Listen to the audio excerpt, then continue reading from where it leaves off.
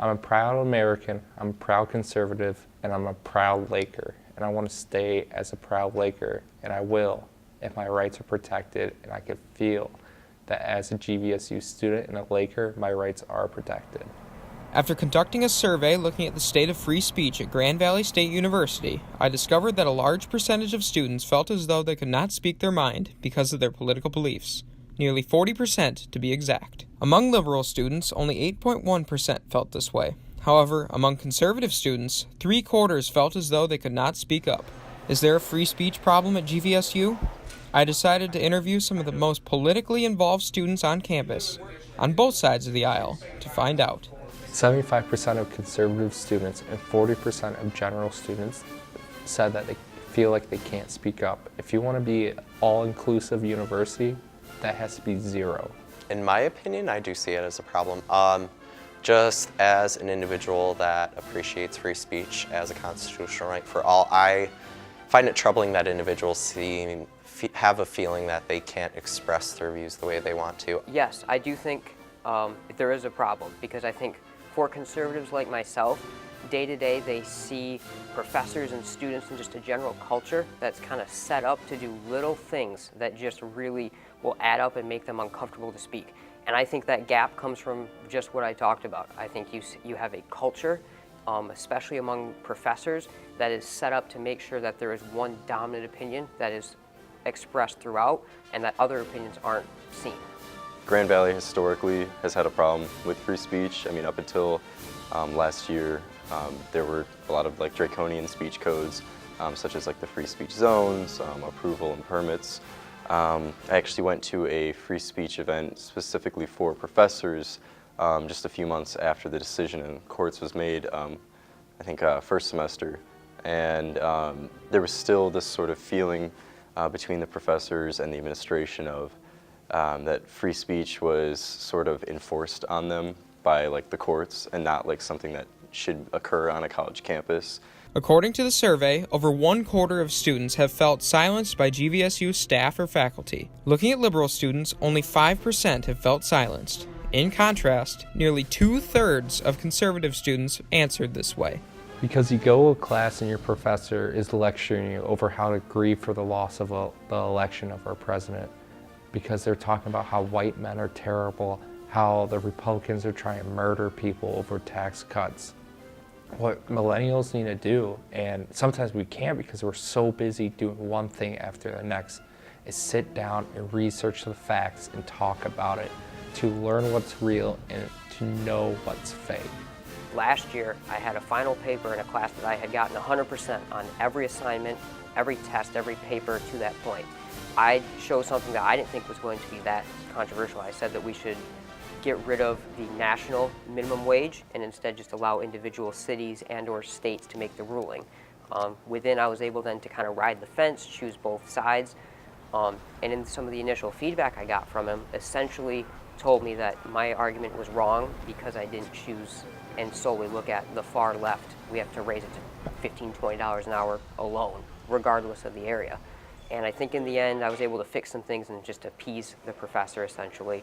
And I think my grade went up to 90%. And I put twice as much effort into this paper as the 2 or 3 other papers we had written that I had gotten 100% on. Well, my psychology class, when we talked about the topic of gender, for example, and a conservative student, once said there's only 2 genders in biology, so why is, psychology saying otherwise? And, the class sort of got uncomfortable with that, and I think that going back to what I said, that free speech also means you can disagree. It's the professor's job to say students are coming in with a preconceived notion that may or may not be correct, and so they should be countering that student with the actual educational material rather than injecting their personal views into the conversation. The evidence suggests that a bias on campus does in fact exist, as nearly half of those surveyed believed it is present. I think there's a bias because of the professors, because of the trustees, because of the culture here on campus. I love President Haas, I'm going to miss him, but use your power, promote students' rights. We're all here talking about the Laker effect, but what is it if we're not promoting our rights as students?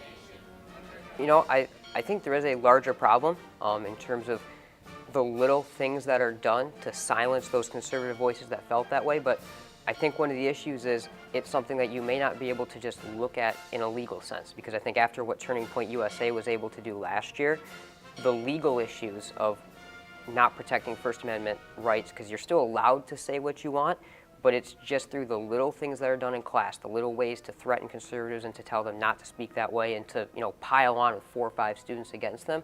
That's what creates this culture where you absolutely may still share your opinion, but it's just A, not going to be valued, and B, it may in some ways not be tolerated and fully allowed to be heard. But you may gladly say it. So the problem is there isn't a legal issue of protecting the First Amendment. It's more of just kind of a toxic cultural situation. I think that now that we've legalized, I guess you could say, through the court system, free speech on our campus, there still is some work to be done in the cultural aspect of that, encouraging students to speak up, in their classroom to their professors, and and that's a double-sided issue as well. If we're encouraging free speech, that also means that people have the ability to disagree with you. The Gap is certainly interesting. Being in a highly conservative area, I would feel that they'd be a little more comfortable perhaps sharing their viewpoint or their political ideologies. But yeah, being a liberal arts institution, it doesn't necessarily surprise me as well. So I think here's actually the interesting thing about Grand Valley is even though conservatives come off as technically the minority just because this is obviously a younger millennial group, you look at West Michigan as the whole, and this is really what amazes me about Grand Valley. West Michigan obviously is a very conservative, very Christian area. I grew up in Holland, which is like one of the pinnacles of that. And I find it amazing how here in Allendale, they've created this bubble of 20,000 plus students that is such a liberal atmosphere within that. And I think that's part of where the wanting to crush conservative thoughts comes from, because they have built this bubble surrounding, with a incredibly conservative area, that if they allow those ideas to come in, that entire bubble will pop and they'll lose what they've created. This culture appears to be backed by the numbers and overwhelmingly affects conservative students, who make up a large percentage of the student population, displayed here in green and purple. Without a doubt, I think there is a political bias on campus, and without a doubt, conservatives are not fairly treated. I think you look at the primary example of that being what happened to the Turning Point USA guys with the threats and so forth that were happening to them for just, handing out copies of the U.S. Constitution, versus different liberal protests. You look at the different sit-ins and stuff that directly affect students. I had some friends tell me about how they were late to class because they couldn't get around these protests happening. No repercussions. Through my various things that I do with like the college Republicans and stuff, I've seen a lot of times where different groups will come out and just throw massive protests to try to shut down an event. We had Donald Trump Jr. here last year, and there was a fairly large group of people from like Black Lives Matter who showed up and tried to shut down the entire event.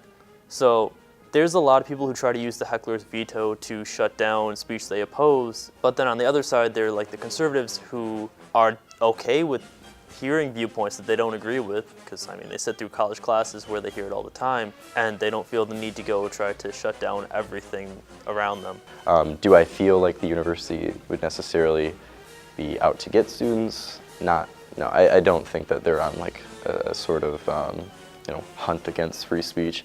I just do think that they're trying to avoid the topic as much as possible, and try to keep that old sort of system in place without directly making a fuss about it. According to the survey, over 1/4 of students felt as though GVSU was not properly upholding their First Amendment rights. Looking at the splits, over half of conservatives on campus felt this way, versus only 12% of liberals.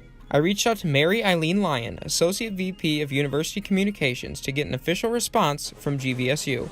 She said, quote, "Thank you for sharing your detailed work on how people feel about speaking their minds on campus. I have shared your findings with our Inclusion and Equity Office, as they also conduct surveys about our campus climate and work to make sure the campus is inclusive for all to express their views, regardless of their politics." Vice President Jesse Bernal and his staff meet annually with all student organizations discussing the campus climate regarding speech, expression, and inclusion.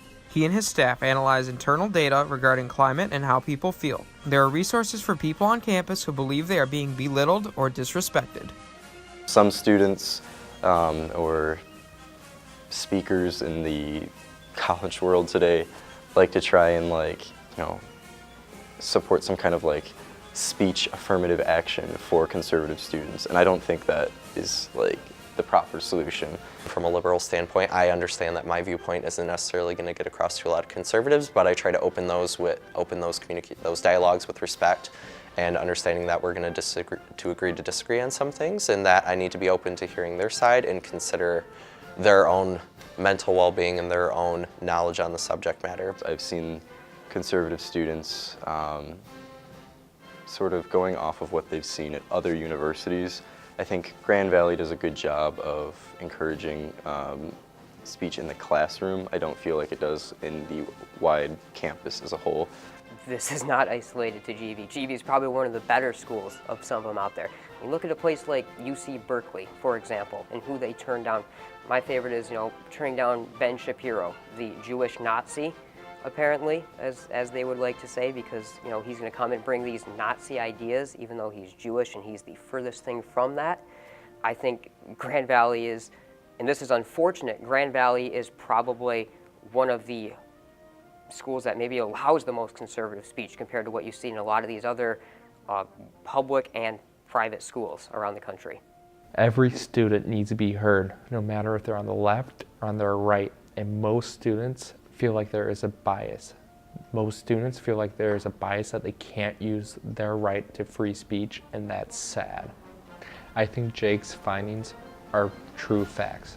They're hard-hitting, they're real, they're true evidence. It shows how many students are afraid. It shows how many students know that their free speech rights would not be protected at Grand Valley. He does a lot of research, he's seeking the truth, and he's gathered a lot of evidence about the truth, and that should be used by the university.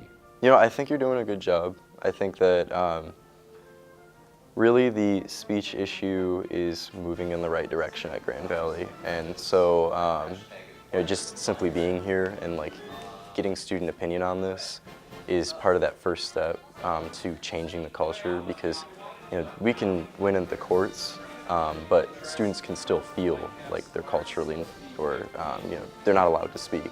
And so by just being here, interviewing students, you're helping to tell students yes, you can speak your mind on these topics. So I think you're doing a great job.